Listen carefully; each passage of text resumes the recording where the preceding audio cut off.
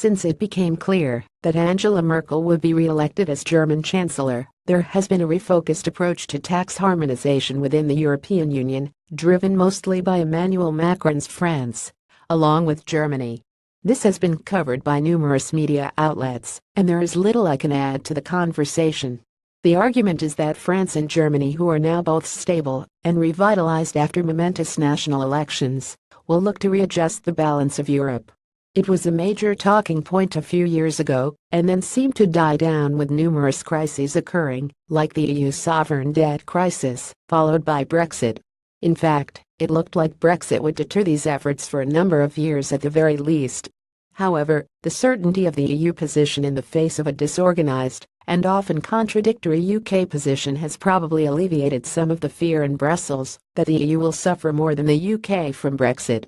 The buoyant economic situation across Europe has also added to this newfound sense of confidence.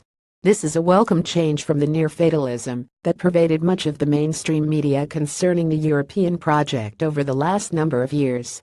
Unfortunately for Ireland, this has exacerbated the return to tackling the major thorn at the site of the two most powerful EU economies, the variance in corporation tax that has attracted a disproportionate amount of foreign direct investment to certain peripheral EU states. Ireland is undoubtedly the most high-profile example of a country benefiting from a lower-than-average corporate tax rate in the EU. It isn't the only nation, though, with some of the so-called peripheral nations also attracting companies in this way. These include Cyprus and Malta, amongst others. Many of these have suffered in the past from poverty, emigration, and elevated levels of unemployment, a story all too familiar to many of our own older generations. The access to the European Union has offered these countries the chance to invigorate their economies, some experiencing growth unheard of in the recent past. Unfortunately for the small nations, now that Germany and France, with the support of some of the other large nations, have realized that the rules are not in their favor, they have decided that they want to play a different game.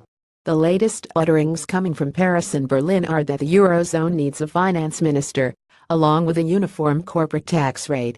The Irish government needs to be firm and stand up for itself here, along with the other smaller nations. Allegedly, we have a lot of goodwill over the unique challenges we face with Brexit. Surely, we can argue, this is not the time for such drastic changes to the daily functions of the EU. Furthermore, these actions would boost the dissenters against the European Union's creeping power. Many of these protesters have fueled far-right movements in European countries in recent years. Ireland needs to say this isn't the time, and tell Europe that they will use any veto powers available to them to block this. Ireland can then work with the other nations who are more discreetly opposed to a single tax rate to organize a bloc of countries. Ireland is one of the most pro-European nations. Varadkar will need to effectively vocalize that there is difference between being Eurosceptic and believing that these potential steps are a bridge too far. A lot of Varadkar's appeal to his supports revolves around his frank and outspoken method of communicating. He is seen as someone who isn't afraid to mince his words. This is often seen in sharp contrast to his predecessor, Enda Kenny. It's hard to forget the image of Nicolas Sarkozy rubbing his head. This was not the action of someone speaking to their equal. Varadkar has been a lot more forthright with his criticism of the British government for their approach thus far to Brexit. It would be a lot more of a challenge to be as outspoken against tax harmonization. However, this does not mean it would be prudent to stay silent. Ireland needs to stay strong on this issue. We cannot back down and allow ourselves to be walked over and dismissed.